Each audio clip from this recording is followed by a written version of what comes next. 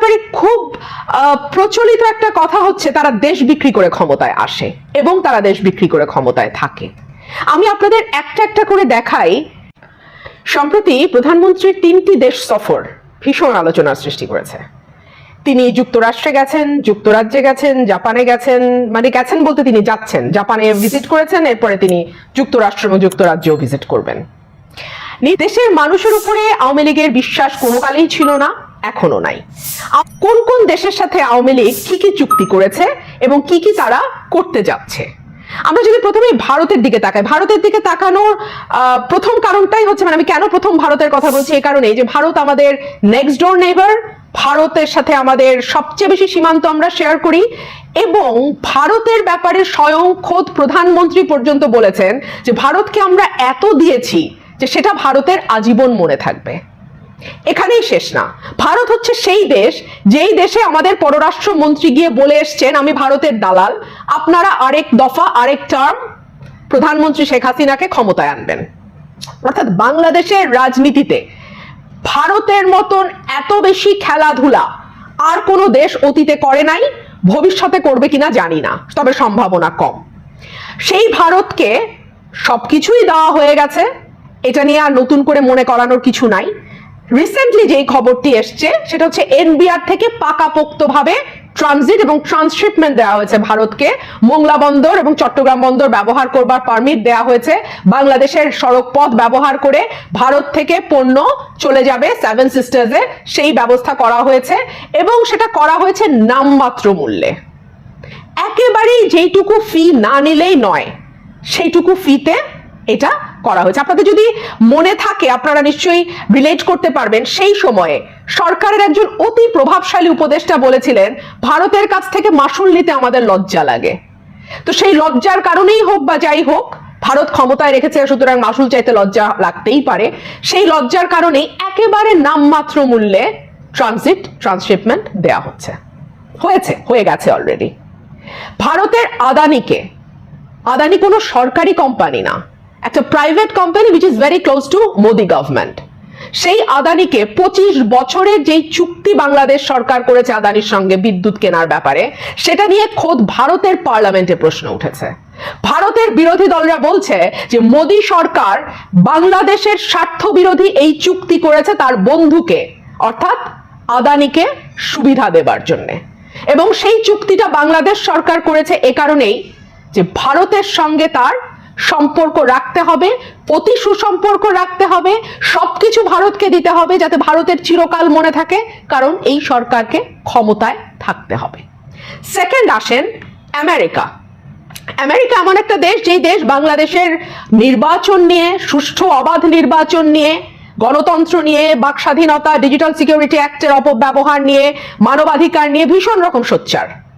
এবং গত কয়েক মাসে আমার মনে হয় না যুক্তরাষ্ট্রের মতন এত শক্ত ভাষায় কেউ বাংলাদেশের নির্বাচন নিয়ে কথা বলেছে। সেই যুক্তরাষ্ট্রকে সরকার বারবার কিন্তু ওয়েস্টের পক্ষ থেকে, যুক্তরাষ্ট্র তার একটা বড় স্টেক হোল্ডার, আইপিএস এর যুক্ত হবার জন্য বা আইপিএস এর যোগ দেবার জন্য এক ধরনের চাপ সরকারের উপরে ছিল। আইপিএস হচ্ছে সাদামাটা ভাষায় ইন্দো প্যাসিফিক স্ট্র্যাটেজি, যেটা চায়না ঠেকাও, সোজা কথা হচ্ছে চায়নাকে ঠেকাতে হবে এই অঞ্চলে, দ্যাটস ইট। এবং তার যে কৌশলপত্র বাংলাদেশ দিল, হঠাৎ করে এই সময় কেন, এই প্রশ্নটা আসে না? এমন একটা সময় যখন যুক্তরাষ্ট্র ভীষণ রকম চাপ দিচ্ছে সুষ্ঠু অবাধ নির্বাচনের, এমন একটা সময় যখন প্রধানমন্ত্রী সংসদে দাঁড়িয়ে যুক্তরাষ্ট্রকে সমালোচনা করছে, যা তা বলছে যুক্তরাষ্ট্র সম্পর্কে, এবং মোর স্পেসিফিক্যালি একেবারে খোলাখুলি ভাবে নেকেডলি উনি বলছেন যে যুক্তরাষ্ট্র বিভিন্ন দেশের সরকার ফেলার চেষ্টা করে এবং ফেলে।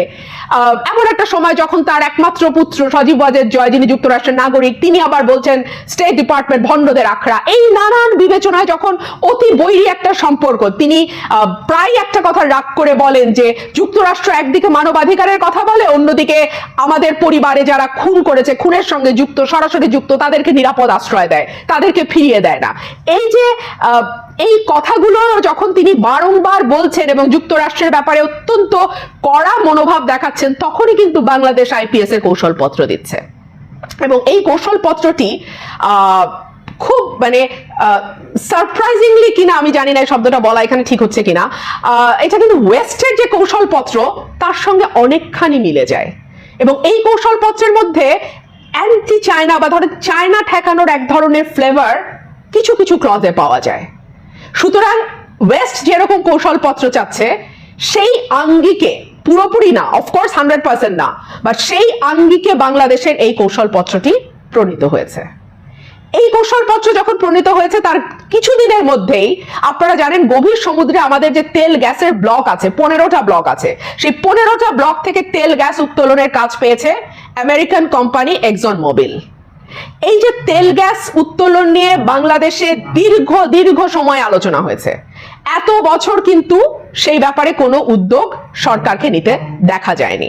হঠাৎ করে নির্বাচনের আগে আগে এক্সন মোবিলকে এই কাজ দেয়াটা সন্দেহজনক তো বটেই।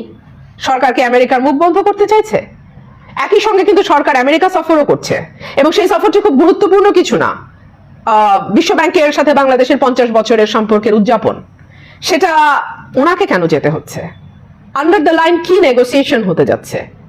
মানে কিভাবে উনি আরেক টার্ম ক্ষমতায় থাকবার জন্য যুক্তরাষ্ট্রকে মোটিভেট করতে চাচ্ছেন বা কি দিতে চাচ্ছেন? কারণ বারবারই কিন্তু এই সরকারের বিরুদ্ধে দেশ বিক্রির একটা শক্ত অভিযোগ বিরোধী দলের তরফ থেকে করা হয়।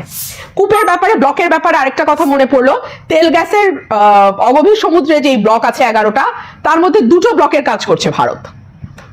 অর্থাৎ গভীর সমুদ্রে যে 15টি ব্লক আছে তার 15টির কাজ পেয়েছে আমেরিকা, অগভীর সমুদ্রে যে 11টি ব্লক আছে তার 2টির কাজ পেয়েছে ভারত। বাকিগুলো কিন্তু এখনো কাজ শুরু হয়নি। আর একটাতে বোধহয় হয়েছে, সেটা অন্য কোনো দেশ, বাট খুব সম্ভবত অগভীরে শুধু 2টোতে কাজ চলছে, ভারত কাজ করছে।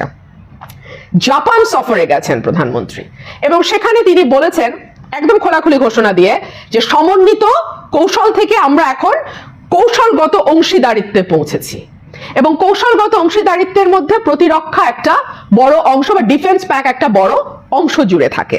আমরা যদি একটু দেখি, প্রথম আলোতে এসছে 8টি চুক্তির ব্যাপারে, সেখানে বলা হচ্ছে প্রতিরক্ষার ব্যাপারে বলছে বাংলাদেশ ও জাপান সরকারের মধ্যে প্রতিরক্ষা সহযোগিতা সংক্রান্ত স্মারক সইয়ের ফলে প্রতিরক্ষা সংলাপ, সফর বিনিময়, শিক্ষা প্রশিক্ষণ কোর্স, সেমিনার, কর্মশালা, প্রযুক্তি হস্তান্তর এবং এর সঙ্গে প্রাসঙ্গিক অন্য কোনো সম্মত কার্যক্রমের ক্ষেত্রে পারস্পরিক সহযোগিতা জোরদার হবে।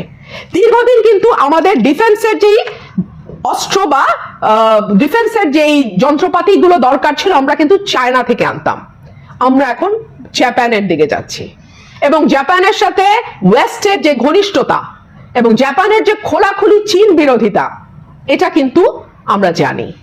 সরকার কি ওয়েস্টকে যে কোনো ভাবে ম্যানেজ করতে চাইছে? কারণ ওয়েস্ট বাংলাদেশের নির্বাচনের ব্যাপারে সবচেয়ে সোচ্চার। এরপরে আমি আরেকটা খবরে আপনাদের দৃষ্টি আকর্ষণ করতে চাই। আমাদের চট্টগ্রাম বন্দরের যে বড় টার্মিনাল, সেই বড় টার্মিনালগুলোর কাজ পাচ্ছে, পরিচালনার ভার পাচ্ছে 3টা টার্মিনাল, 3টা দেশ। একটা পাচ্ছে সৌদি আরব, একটা পাচ্ছে দুবাই, আর একটা পাচ্ছে সিঙ্গাপুর। অর্থাৎ এই দেশগুলোকেও, বিশেষ করে সৌদি আরব এবং দুবাই, ইউএই, এই দেশগুলোকেও সরকার কাজ দিয়ে এক ধরনের সন্তুষ্ট রাখবার চেষ্টা করছে। চীনের ব্যাপারে একটা ছোট্ট খবর দেই। আমরা এতক্ষণ যেই দেশগুলোর কথা পর্যালোচনা করলাম তারা কিন্তু মোটামুটি সবাই অ্যান্টি চায়না। চায়নার ব্যাপারে একটা তথ্য দিই। আমরা প্রায় শুনি না চায়না এত বিলিয়ন ডলার দিয়েছে, অত বিলিয়ন ডলার বিনিয়োগ করেছে, প্রয়োজনীয় অপ্রয়োজনীয় নানান প্রকল্পে চায়না বিনিয়োগ করছে। অ্যাজ অন টুডে চায়নার বিনিয়োগ $7 বিলিয়ন, আর বাংলাদেশ থেকে ঠিকাদারি করে চায়না এখন পর্যন্ত বিল করেছে $23 বিলিয়ন। কোথায় $7 বিলিয়ন, কোথায় $23 বিলিয়ন, অলমোস্ট 3.5 গুণ। তো সুতরাং পৃথিবীর বিভিন্ন দেশে আপনি আপনার স্বার্থ রক্ষার জন্য, আপনার দেশের স্বার্থ নয়, আপনার ক্ষমতায় থাকাকে এনশিওর করবার জন্য দেশের মানে বিভিন্ন দেশের সাথে আপনি বিভিন্ন রকম চুক্তি করছেন এবং এই চুক্তিগুলোর ভেতরে কি আছে বাংলাদেশের একজন নাগরিক হিসেবে সেটা জানবার অধিকার আমরা রাখি। কিন্তু এমনই দুর্ভাগা দেশ, এমনই দুর্ভাগ্য আমাদের যে পত্রিকার কিছু মোটা দাগের বিষয় ছাড়া এই চুক্তিগুলোর ভিতরে কি আছে, কি টার্মস এন্ড কন্ডিশনসে আপনি এই দেশগুলোকে এই চুক্তিগুলো করছেন এই দেশগুলোর সাথে, উই ডু নট নো। এর মধ্যে কয়টা টার্মস বাংলাদেশের পক্ষে, কয়টা টার্মস বাংলাদেশের বিপক্ষে আমরা জানি না।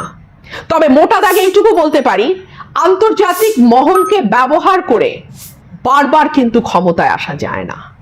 দেশ বিক্রি করে আপনি একবার দুইবার ক্ষমতায় থাকতে পারেন, আজীবনের জন্য না। এবং 14-18 পরে আমি গ্যারান্টি দিয়ে এইটুকু বলতে পারি, 24-এর নির্বাচন কিন্তু 14-18 স্টাইলে হবে না, আপনি যেই চুক্তি যেই দেশের সাথে করেন না কেন।